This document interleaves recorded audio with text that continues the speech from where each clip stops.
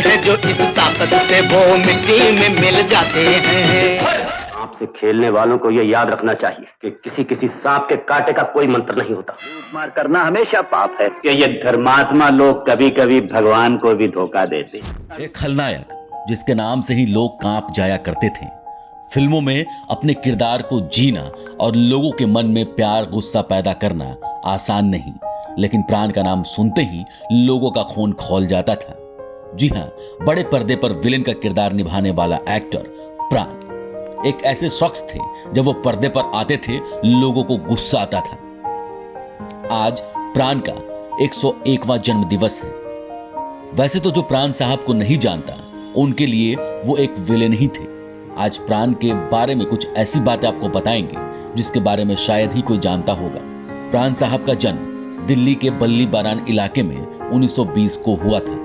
बचपन में उनका नाम प्राण कृष्ण शिकंद था। क्या आपको पता है प्राण कृष्ण शिकंद के नाम के पीछे का राज क्या था, जो फिल्मों में आने के बाद सिर्फ प्राण रह गया? नहीं तो वो भी आपको बताएंगे। दिल्ली के जिस परिवार से वो आते थे वो बेहद समृद्ध थे। वे बचपन से ही पढ़ाई में होशियार रहे, खास तौर पर गणित में। बहुत कम लोग जानते होंगे कि प्राण बड़े होकर एक फोटोग्राफर बनना चाहते थे और इस सपने को पूरा करने के लिए इन्होंने दिल्ली की एक company A Das and company में अप्रेंटिस भी की थी।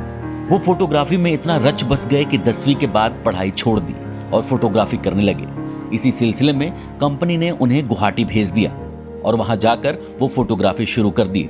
उन्हें पहली फोटोग्राफी का मौका मिला रामलीला में, लेकिन एक दिन रामलीला की सीता बीमार पड़ गई तो प्राण ने प्रण कर लिया कि साहब मैं सीता का किरदार निभाऊं। हालांकि तब तक प्राण ने कभी भी एक्टिंग के बारे में सोचा नहीं था। ऐसे ही एक बार 1940 में लेखक मोहम्मद वली ने जब पान की दुकान पर प्राण को खड़े देखा तो पहली नजर में ही उन्होंने अपनी पंजाबी फिल्म यमला जट के लिए उन्हें साइन कर लिया और यहीं से प्राण कृष्ण सिकंदर सिर्फ प्राण बन गए। जी हां, प्राण की पहली फिल्म बनी और नाम के साथ फिल्म भी सुपरहिट रही। लाहौर फिल्म इंडस्ट्री में प्राण नाम के खलनायक के तौर पर उभरने वाला प्राण को हिंदी फिल्मों में एक बड़ा ब्रेक मिला। 1942 में फिल्म खानदान से दलसुख पंचोली की इस फिल्म में उनकी एक्ट्रेस थी नूरजहां। बंटवारे से पहले प्राण ने 22 फिल्मों में निगेटिव रोल दिया। वे उस समय के चर्चित विलेन बन चुके थे। आजादी के बाद उन्होंने लाहौर छोड़ दिया और मुंबई चले आए। वो घड़ी उनके लिए संघर्ष की घड़ी थी। मुंबई आने के बाद प्राण को फिल्म जिद्दी में काम मिला। इस फिल्म के लीड रोल में देवानंद, कामिनी कौशल थे। जिद्दी के बाद इस दशक की सभी फिल्मों में प्राण खलनायक के रोल में नजर आए। 1955 में दिलीप कुमार के साथ आजाद, मधुमती, देवदास, दिल दिया दर्द लिया, राम और श्याम, आदमी नामक फिल्मों में किरदार महत्वपूर्ण रहे तो देव आनंद के साथ मुनीम जी, अमरदीप जैसी फिल्में पसंद की गई। जंजीर के किरदार में विजय के लिए प्राण ने निर्देशक प्रकाश मेहरा को अमिताभ बच्चन का नाम सुझाया था। इस फिल्म ने अमिताभ का करियर पलट कर रख दिया था। इस किरदार के पहले देवानंद, धर्मेंद्र ने नकार दिया था।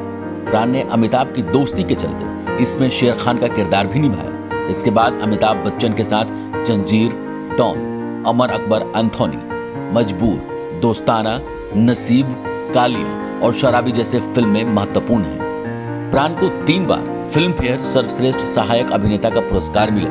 1997 में उन्हें film fair life time achievement award से नवाजा गया। प्राण को हिंदी सिनेमा में उनके योगदान के लिए 2001 में भारत सरकार के पद्म विभूषण और इसी साल दादा साहब फाल्के अवार्ड से सम्मानित किया गया था। प्राण ने तकरीबन 350 से अधिक फिल्मों में काम किया। कांपते पैरों की वजह से 1997 में व्हीलचेयर पर जीवन गुजार रहे थे। प्राण की पर्सनल लाइफ की बात करें तो उन्होंने 18 अप्रैल 1945 को शुक्ला अहलुवालिया से शादी की थी। उनके 3 बच्चे हैं, अरविंद, सुनील और एक बेटी पिंकी। 1998 में प्राण को दिल का दौरा पड़ा। उस समय वो 78 साल के थे। साल 2013 में 93 साल की उम्र में प्राण ने अंतिम सांस ली। प्राण जब तक जिए दूसरों की मदद को हमेशा आगे रहे।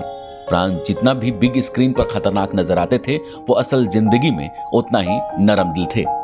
मैं मूर्ख क्या जानूं, मैंने क्या खोया क्या पाया।